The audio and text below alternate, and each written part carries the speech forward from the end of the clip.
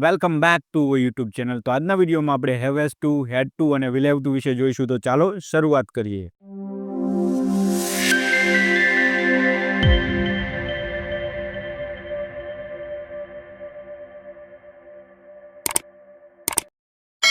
તો સૌથી પહેલા આપણે બી ક્રિયાપદ પ્લસ ટુ લાગેલું હોય તો એવી વાક્ય રચના જોઈશું. અને બી ક્રિયાપદમાં શેનો સમાવેશ થશે? તો બી ક્રિયાપદમાં એમિઝાર પ્લસ ટુનો સમાવેશ થશે અને ત્યારબાદ વોઝ ઓર પ્લસ ટુનો સમાવેશ થશે. એટલે કે કોઈ પણ પ્લાન ઇવેન્ટ એટલે કે અગાઉથી આયોજન કરેલું કોઈ કામ હોય તો તે દર્શાવવા માટે આપણે બી ક્રિયાપદ પ્લસ ટુ વાળી વાક્ય રચનાનો ઉપયોગ કરીશું. જેમ કે તે આજે સાંજે આવવાનો છે, તો સાંજે આવવાનું એવું નક્કી થયેલું છે, તો એના માટે આપણે શેનો ઉપયોગ કરીશું? એમિઝાર પ્લસ ટુનો. અને ત્યારબાદ આપણે એમ કેવું હોય કે ટ્રેન 5 વાગે આવવાની છે, તો તે દર્શાવવા માટે પણ આવી વાક્ય રચનાનો આપણે ઉપયોગ કરી શકીએ. અને હમણાં આપણે આગળ ઉદાહરણ સહિત જોઈશું, તેમજ આ વાક્ય રચનાનું ગુજરાતી શું થાય તેના વિશે પણ જોઈશું.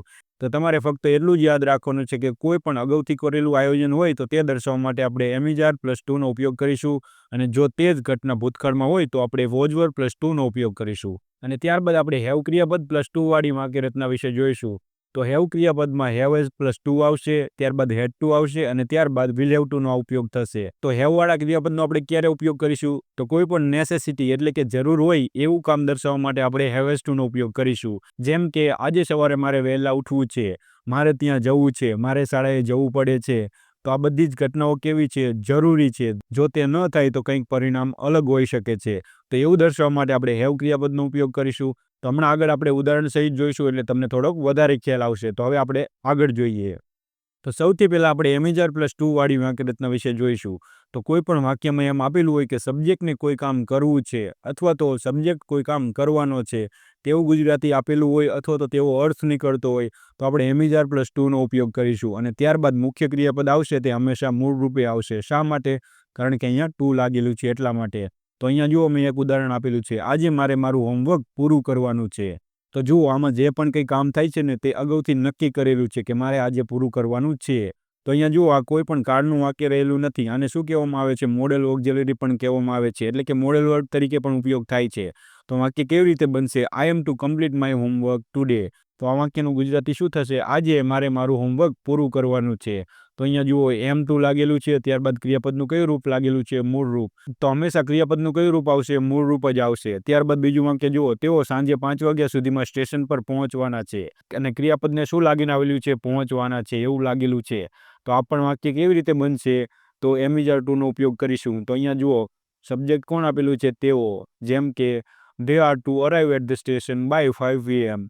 અહીંયા જુઓ, આર ટુ આપેલું છે, ત્યારબાદ ક્રિયાપદનું કયું રૂપ આપેલું છે? ક્રિયાપદનું હંમેશા કયું રૂપ આવશે? મૂળ રૂપ જ આવશે. તો હવે તમને કદાચ ખ્યાલ આવી ગયો હશે કે આવા વાક્યો કેવી રીતે બનાવવાના. અને આગળના વિડીયોમાં આપણે ઉદાહરણ જોઈશું એટલે તમને એકદમ ક્લિયર થઈ જશે. અહીંયા તમારે શું કરવાનું છે? ફક્ત તમારો કોન્સેપ્ટ ક્લિયર કરવાનો છે.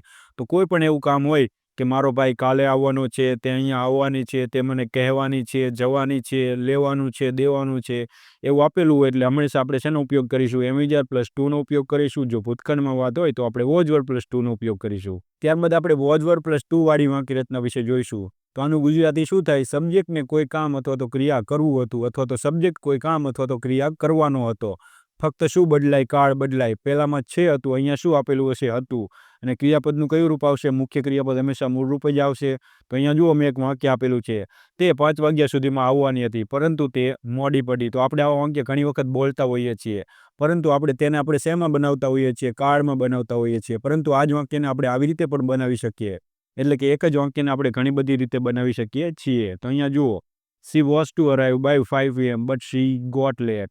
તો અહીંયા જુઓ, was ટુ આપેલું છે, કારણ કે she સાથે હંમેશા શું લાગે? was લાગે. તો અહીંયા જુઓ, ટુ આપેલું છે અને ત્યારબાદ ક્રિયાપદનું હંમેશા કયું રૂપ આવે? મૂળ રૂપ આવે. ટુ આવે અને ત્યારબાદ ક્રિયાપદનું રૂપ આવે તો હંમેશા આપણે મૂળ રૂપ જ મૂકવાનું. she was to arrive by 5 am but she got late. તે 5 વાગે આવવાની હતી પરંતુ તે હજી સુધી આવી નથી, એટલે કે તે મોડી પડી. ત્યારબાદ આગળનું વાક્ય જુઓ, તેમને ગયા અઠવાડિયે પ્રવાસ પર જવું હતું પરંતુ તે રદ થઈ ગયો.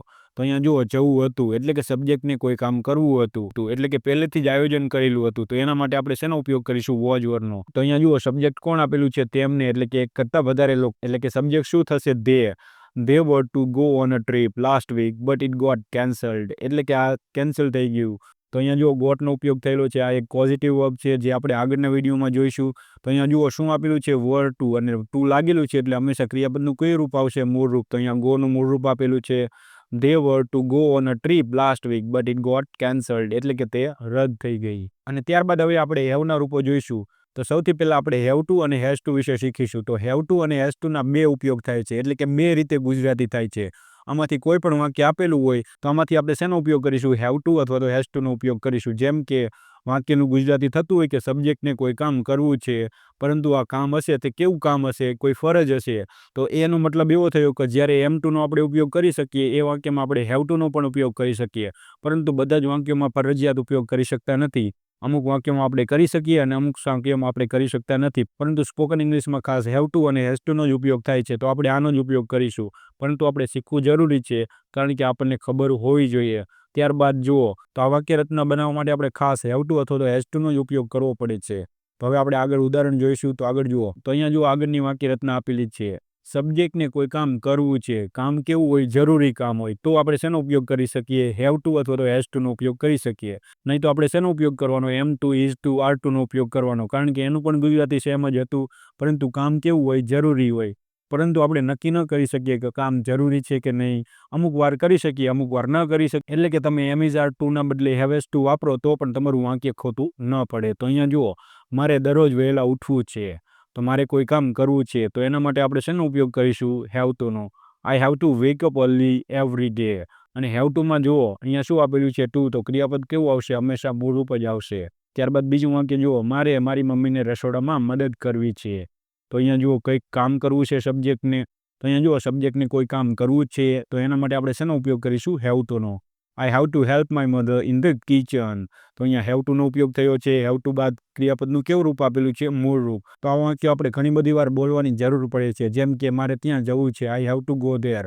મારે આ લેવું છે, I have to buy it. મારે તેને કેવું છે, આઈ હેવ ટુ ટેલ હર. તો આવા વાક્ય આપણે બનાવી શકીએ છીએ હેવ ટુ હેઝ ટુ થી. પરંતુ જો તમને આ બાબતની ખબર ન હોય તો તમે આવા વાક્ય બનાવી શકતા નથી. ત્યારબાદ આપણે હેવ ટુ હેઝ ટુનો બીજો ઉપયોગ જોઈશું. તો બીજો ઉપયોગ શું થતો હતો કે કોઈ પણ વાક્યમાં એમ આપેલું હોય કે સબ્જેક્ટને કોઈ કામ કરવું પડે છે, તો ફરજિયાત આપણે શેનો ઉપયોગ કરીશું? હેવ અથવા તો હેઝ ટુનો ઉપયોગ કરીશું. તો આવા વાક્યો આપણે એમ ઇઝ આર ટુથી નહીં બનાવી શકીએ. શા માટે?